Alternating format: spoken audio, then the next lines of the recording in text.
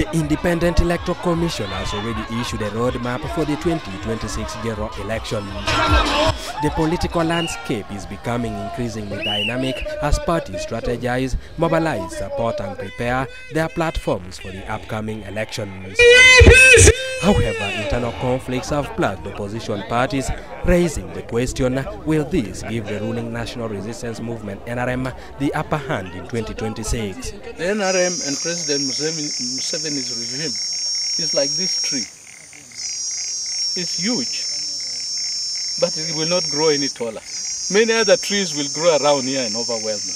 Whether you like it or not, your time will come and you will go. Tell me any leadership in the world, whether Julius Caesar or who, that remained forever. It's not possible. 2026 is going to be rough.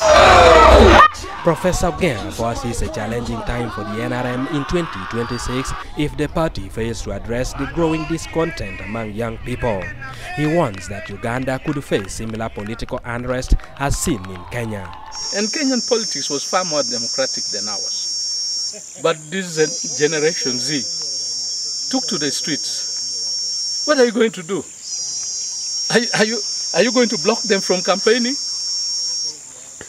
Are you going to block them from stoning you? What are you going to do? By the way, the last election, the president was saved by COVID. Now, if there's no major disease, he will have to move all over the country. And I can assure you, he will face the wrath of Ugandans. These young people are angry. And they've refused to understand. That's what we say in Luo, Ukwaronyang. Professor Ogenga has recently been active on social media criticizing both NRM and opposition parties for failing to address the needs of Ugandans. He believes now is the time to listen to elders who have the country's best interests at heart. Even within NRM, there are people who will say, why your son? Why not my son? We are facing a very big challenge in this country. And that is why I keep talking. And then I'm used to being labeled. Oh, this guy has been bought or what. If I want something from government, that thing is Ugandan. So, I just again say, Mr. President,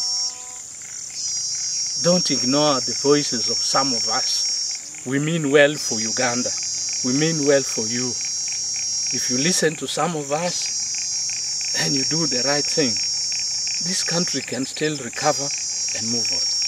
Let's have a dialogue. If you don't want to be part of it, allow that dialogue, fully facilitate it, and commit yourself to accepting the outcome of the dialogue. The National Resistance Movement has been in power in Uganda since 1986, marking 38 years in leadership by 2024.